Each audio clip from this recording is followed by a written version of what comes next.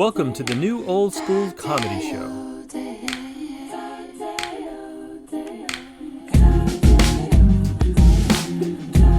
With your host, Bobby Stone.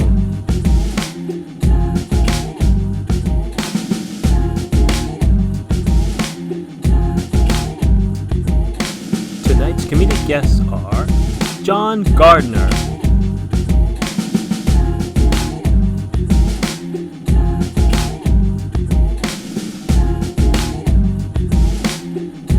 Roger That,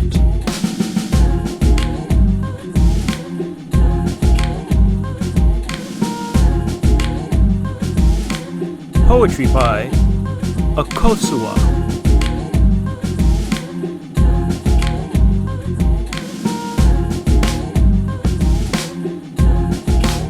this evening's musical guest is Pepito. The New Old School Comedy Show is filmed in front of a live audience in Studio A at the BRIC House. New Old School Comedy Show. I'm your host, Bobby Stone. You guys ready to have a good time? Clap it up nice and loud. Brooklyn. Greatly appreciate you guys being here. Everyone at home, we'd love to have you in this warm studio audience. Just hit us up, thenewoldschoolbrand.com. You guys ready for your first act? Yeah. We in Brooklyn, y'all. You guys ready for your first act? Yeah. I need y'all to make some noise for my boy, John Gardner.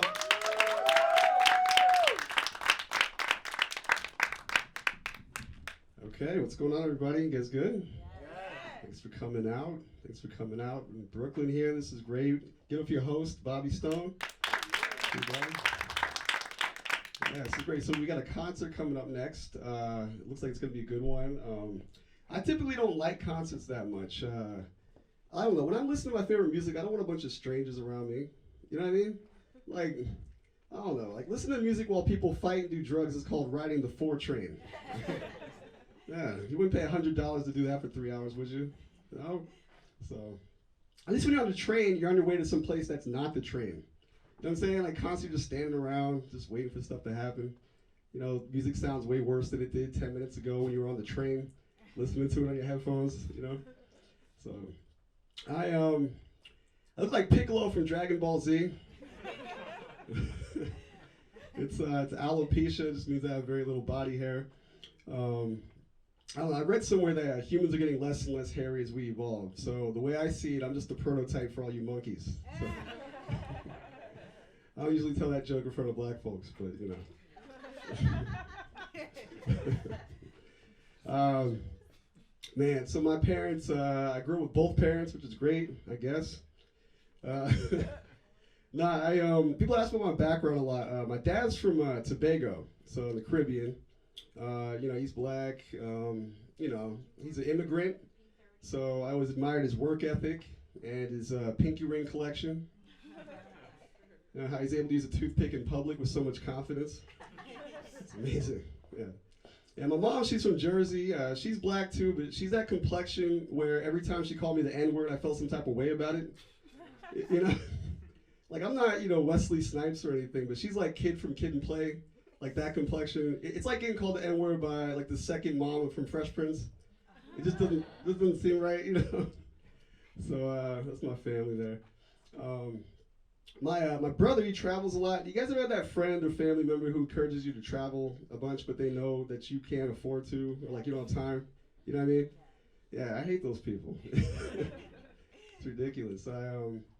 I've traveled without money before. Like they always make it sound so fun, but like I went to Miami and I had no money, and I was not popping bottles at Club Live on South Beach every night. Right? I was at the Denny's up on Collins Avenue. Yeah, it's a 24-hour diner if you don't know. Great food, but it was just women in flat brim baseball caps and Umbro shorts, and like guys on steroids who play lacrosse and call everybody chief. It was terrible. I was like, this is terrible. I could just gone to one in Brooklyn. You know what I mean? Would have been the same stuff, just more calf tattoos. You know? I guess that's like a Williamsburg joke. But oh man. So let's see. Anybody here on a date? Anybody? No, y'all single, sad single people. So that was good. Really? Okay. I was on a date recently. They say you should compliment your dates, but I don't think that's true because I complimented my date. I said she had a nice ass. And she said, yeah, thank you. I got her from my father. Like, what? I'm not trying to hear that. You know? I got so many questions now. I don't know. I used to do the friends with benefits thing. I don't do it anymore. Because last time I did, I got roofied with Viagra. It's a true story. Yeah, it's crazy. I didn't even know it was possible to be hard and angry at the same time. You know, it's weird, man. It's a learning experience. She's a sex addict, so you know that's what she was going through, I guess. Sounds like fun, but it was like a second job. Like I feel like I know what professional athletes go through, like football players. You know, like performance-enhancing drugs, zero job security. You know, she had backups waiting to take my spot if I didn't perform. You know, she wore a lot of hoodies with the sleeves cut off, like Bill Belichick. Kept talking about going to Seattle. You know, wanted me to blitz up the middle. Like, I don't know, it's weird. Oh, man. You guys still watch the NFL? Anybody? No? Like, we got one? Okay. Damn, they're losing viewership, like, for sure. No, I'm surprised that they still like find players for celebrating. Like I think that's crazy. You know what I mean? Like it's I don't know. I mean, they're probably just happy they survived. You know what I mean? Like it's just dangerous. You know? Like if I scored a touchdown, I mean, I'm twerking and doing the Laffy Taffy, like whatever every dance I know. You know what I mean? Like it's crazy. This guy got fined $10,000 a couple years ago, Antonio Brown, because he twerked after he scored a touchdown. And I did the research, and that money actually goes to retired football players who want to finish their education but need financial assistance, right? So that's pretty cool. And that also means that when that guy twerked, it was the first time in history that somebody ever shook their ass to put somebody else through college. Yeah, it was groundbreaking. Let's see. So I don't know. I guess I'll leave you guys on this. I was in my neighborhood the other day. I live in Harlem. Harlem's interesting because like I've been up there for about 10 years. It's been changing a lot. You know, we got a Whole Foods. So apparently organic food makes black folks dress like Bruno Mars. I didn't know that. That was weird. Like lots of just crazy hats and multicolored socks and stuff. So, but there's still drug dealers in my area. And I was walking by one of them. He got all quiet when I came by. I'm just like, this is bullshit. Like, what? Like, what? I don't care what you're doing. Like, sell your drugs. I don't care. Like, you know what I mean? I don't give a damn. I don't care. You know? And I feel like making drug dealers so uncomfortable that they stop doing their business is like the worst superpower of all time. You know what I mean? Like, one day, you know, you get bitten by like a radioactive, like Tiger Woods, you know, with his big ass teeth. All of a sudden, we're in tucked in polo shirts every day. You know, everywhere you live, the crime rate drops, but nobody can buy weed anymore, so everybody just hates you. You know? It's like Batman, you know? Like, you either die a hero or live long enough to see yourself become the villain. You know? This is a black guy who lived past 25, that's what happened. You know, in that movie, like, he had to leave. You know what I mean? They're just like, bye, like, you gotta go. You know what I mean? So I guess that's what happened. I'm from Nashville, Tennessee. I don't know if I mentioned that earlier, but it's interesting. I don't remember too much about it. I mean, one thing I remember is the Italian street fair, right? And that was pretty cool. Like, there's not a lot of Italian Americans there, right? So it's just a bunch of regular white people eating meatballs, like doing bad Robert De Niro impressions, you know? And okay, so I don't know. I guess that's about it. I mean, I'm from I guess like last thing about being from Nashville, I don't know. It's weird because like the only professional sports team are the Nashville Predators, like the team like you know with Nashville in the name. And like as a stand-up comedian, I can't rock any Nashville Predators gear. You know what I mean? Like that's just crazy. All right, you guys have been great. Thanks a lot.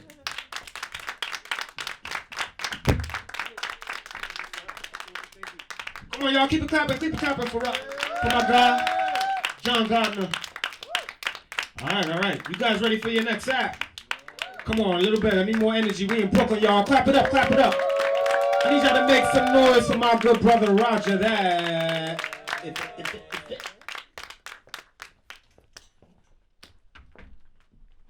What's up, guys? So, actually, give it up for Bobby Stone one more time, please. Appreciate you having me all the way up here from DC. Right. So, since I've only been in New York a few times, or whatever. So I guess I'll tell you guys about myself a little bit. So, my name is Roger. With the name like Roger, I'm sure you can imagine all the nicknames that I had growing up. People used to call me all sorts of things like Roger Rabbit, Roger Dodger, Roger this, Roger that, Mr. Rogers' Neighborhood. But everyone's favorite was Go Home Roger. And now that I think about it, my parents were bullies. But I get told that I don't look like a Roger though. So apparently I look like a lot of people, just not me. Because I've been told I look like Richard Hamilton, Tim Duncan, Braxton from the Jamie Foxx Show, Farnsworth Bentley. You guys remember him? The Rock. Tony Rock, though. I've even heard I look like Chris Bridges, which is just ludicrous. But if you can't see the resemblance, I probably look more like them when I just had a goatee, because I didn't always have the full beard. And I didn't know how I was going to feel about having the full beard, and then it grew on me. But I don't know what's worse, though, those nicknames or people misspelling my name, right? Because I've been seeing Rodger, that's R-O-D-G-E-R, a lot lately, which is clearly misspelled because there's no D in Roger. So please keep the D out your mouth.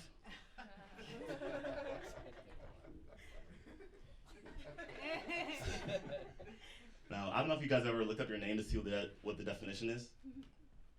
But I looked my name up recently, and I found that, Roger, the correct way you spell it, without the D, means message received and understood. Like they use in the military. Like Roger that. But Roger with the D is an old British word meaning sexual intercourse. Wow. So I get why people misspell my name. It all makes sense now. Because they're idiots. Because I haven't had intercourse with anyone that's misspelled my name. But it really gets exhausting telling people how to spell my name. Like, it requires a lot of endurance, so I recently started lifting again, if you can't tell. But not to be confused with Uber. Oh my God. So people always ask me the difference between Lyft and Uber, the spelling. But the worst thing I would say about driving for Lyft, besides people constantly talking behind my back, is when nature calls in the middle of a trip. So I was on a trip recently and couldn't wait to drop this lady off because I really had to go. Now don't get me wrong, I have no issues driving my customers away, and it pays to go the extra mile.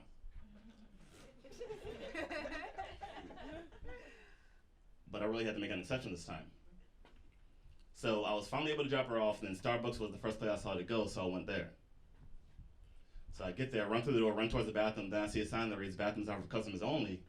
So I went back and waited in line. And quite frankly, I didn't even know why I went to Starbucks. Are we still boycotting? And I don't even like coffee.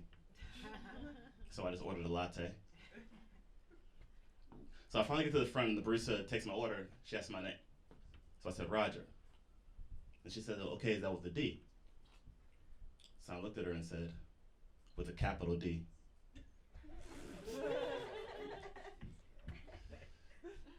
Then she called me an idiot and told me to go home. Now, not to brag, but I'm from Michigan. I would say I'm from Detroit, but I'd be lying. So I won't even bother to tell you where I'm from because you most likely never heard of it. But every time I say I'm from Michigan, people always give me a sour look. Like there's something in the water. But it's okay though, I'm not from Flint.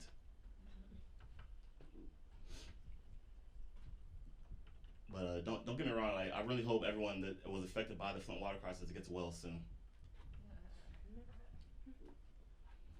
But Michigan is cool though. We have a lot of natural resources like lakes, forests, racism. And I never really knew what the difference, or I never really knew what racism was growing up because it was always disguised. I thought a racist was someone on the trap team. So the high school I went to had about 1,500 students and only a handful were black. Literally 5. So I was always compared to every black stereotype. I was always a token black guy, or some like to put it, Oreo. If you don't know what I mean by Oreo, it's black on the outside, white on the inside. Which is weird because my insides are definitely not white. Because blood is red, and pee is yellow, and red and yellow make orange, and orange is the new black. All right, that's my time, guys. I appreciate it.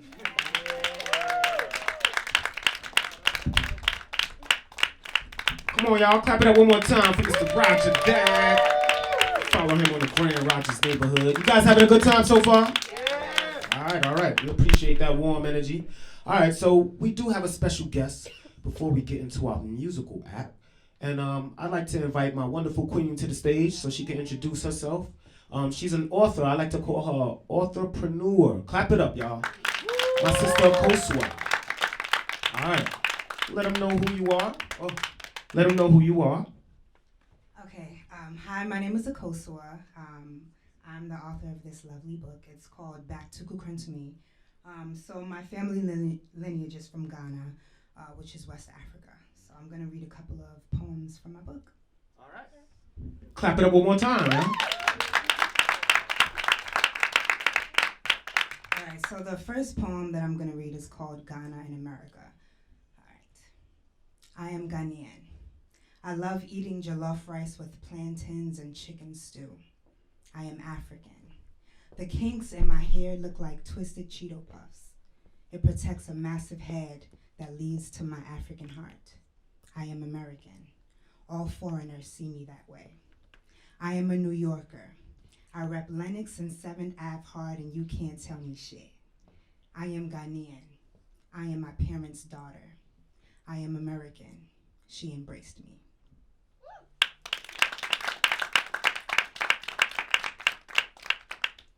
Okay, so this next poem is titled Beating Drums. It's one of my most popular poems, and it's a love poem.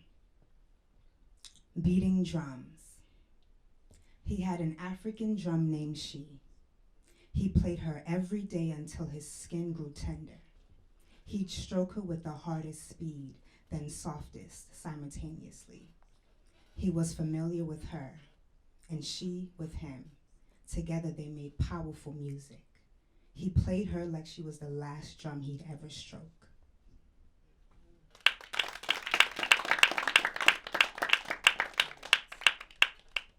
So my last poem, let me move closer. My last poem is called Back to Kukrentumi, which is also the title. And this was written when I was in college, so it has that kind of element to it. Back to Kukrentumi. I want to go back to Kukrentumi. Back when I was in diapers, naked in the flesh, not a care in the world. Back when I didn't know what skinny or fat was. Back when my waist beads hid under my shirt and jeans, and shaking my thighs and hips was a celebration, without a camera lens, not for attention, just my body and I. My body and no other eyes. I want to go back to Kukrentumi. Back when I did not care about makeup, but now I wake up to make up a full face. First, liquid foundation. Layer after layer, I build it up. Then, I conceal any imperfections until I'm perfect. I flash my Maybelline lashes when I lie. I want to go back to the days when I did not lie, and it was only true that I told the truth. I hope I still recognize me. I want to go back to trusting my intuition. Back when trusting my intuition, Back when trusting my intuition meant thinking freely. Back when thinking freely was free, but now it's in my tuition. Liberal is what we call it now. A learned, cultivated woman I am, but still a girl learning to love and stare at the rose on her neck that takes her back to Kukren to me. Thank you.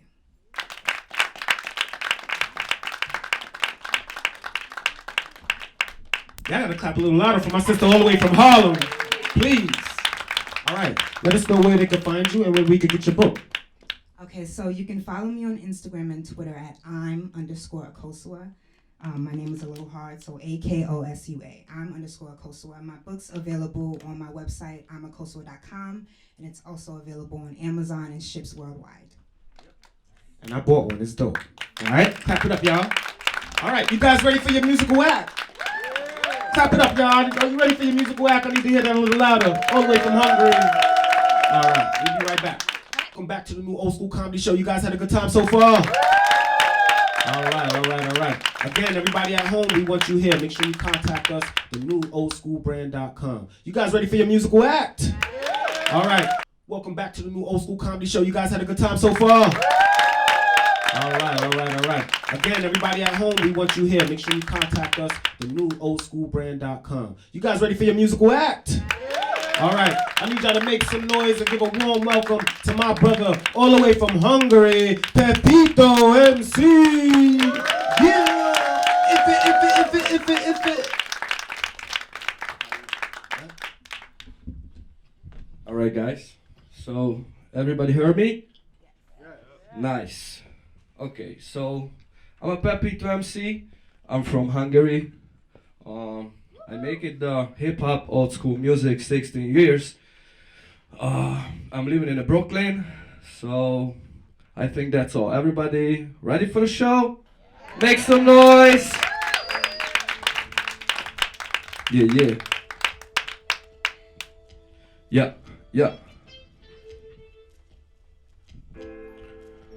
Yeah. PFPYTO. Yeah.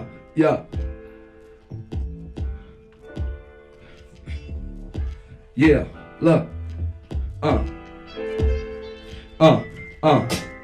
El kellett utazzak a hazámtól távol, fájó szívet tettem meg, mert otthon minden gáttól. A tovább lépésben, a jövőm építésében, hogy ápol a B-be jussak az életem, meg szépítsem. Messze a családom, a szeretteimet nem látom, de tudtam lépnem kell, mert ha nem teszem, azt megbánom. A lehetőség adott volt, a döntés megszületett, egyszer élünk testvérem, és nem tartottuk szünetet.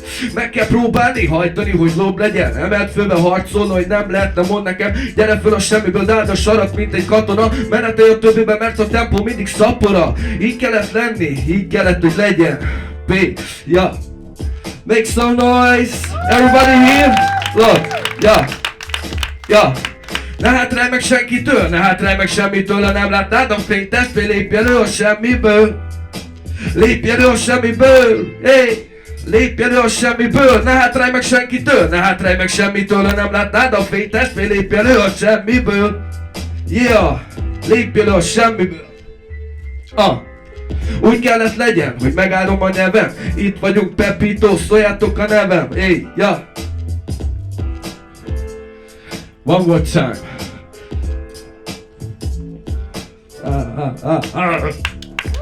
Thanks.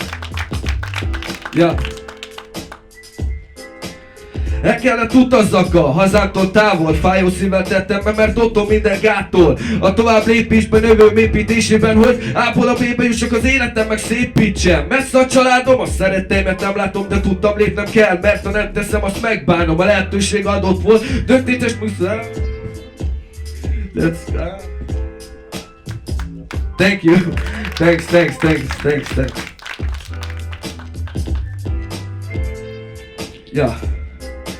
Ne hátrálj meg senkitől, ne hátrálj meg semmitől, ha nem látnád a fényt, testvére, lépj elő a semmiből. Lépj elő a semmiből. Lépj elő a semmiből, ne hátrálj meg senkitől, ne hátrálj meg semmitől, ha nem látnád a fényt, testvére, lépj elő a semmiből. Lépj elő a semmiből, yeah. We don't say hip hop, you say don't stop. Hip hop, When I say hip hop, y'all say don't stop hip hop. Hip hop. When I say Pepito, y'all say MC. Pepito. Pepito. When I say Pepito, y'all say MC. That was a joke. Thank you so much. Thanks, guys. Love, fam. Thank you. Shout out to my Bobby Stone. Thanks, man. Pepito, he said that was a joke. Pepito. All right, we're gonna take a quick picture. Look that way. If it. All right, and just let them know where they can find you at, my brother. Say what? Let them know where they can find you on Instagram. Under the stage, right? Baby. We got you. This is called improvisation. Okay, so you can follow me on Instagram. I am Pepito29, and Facebook too, Pepito MC, and then that's it. Thank you so much for everyone. Thank you. That's what's up, y'all.